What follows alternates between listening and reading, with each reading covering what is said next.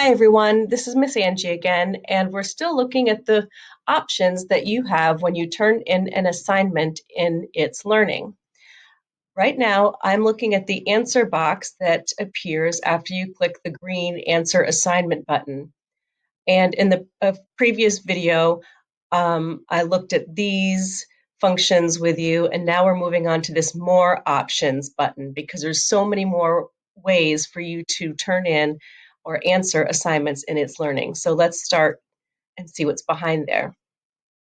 Starting from the left, the first things that appear are things like options to change text colors.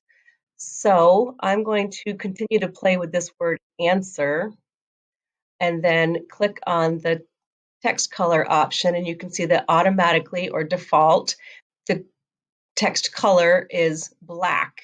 But if I wanted to add some emphasis or draw attention to it, I could choose any of these other colors that are listed in the palette, or if the color I wanted to choose wasn't available, I could click More Colors and then begin selecting from this entire rainbow or availability of hex colors that are in here. But I'm not going to do that right now. I'm just going to make it simple, and I'm just going to select this green, and now you can see that the answer is green. If I wanted to change the entire background color of my answer, again, look, if I click the drop down arrow, I have the background is white automatically, but I have all these colors to choose from in the palette. And again, same thing. If I wanted a different color, I could come and select it and get a very specific hex color for my answer. For now, I'm just going to select the word question, and I'm going to change the background color of it to blue. You can see that's sort of difficult to read. So now that I have this darker blue background, I might want to change the text style or text color, to white so that it shows up a little bit more easily. Down the line in this same section is a button called Insert Special Characters, and this will be very helpful if you need to write something maybe in another language. So when we click on this button, it may take a moment. Here we go.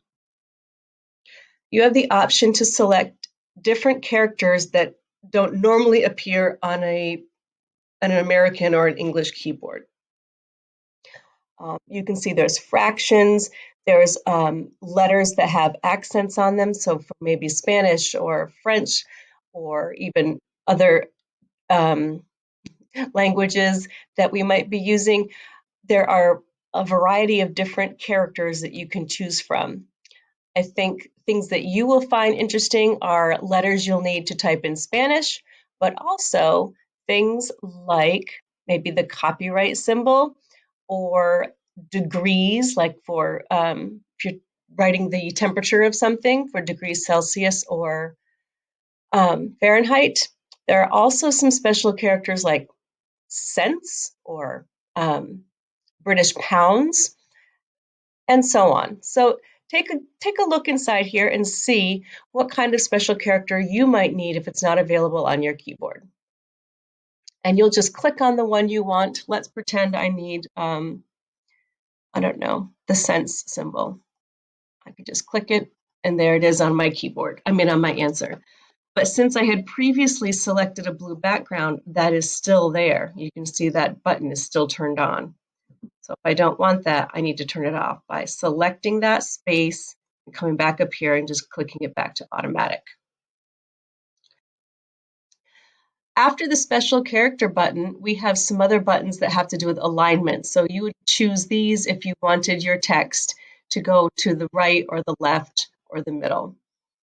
This button is available as well. It typically aligns everything all the way across the page, but for some reason it doesn't seem to be functioning that way in itsLearning. So that's all for this little section on text color, background color, special characters, and alignment.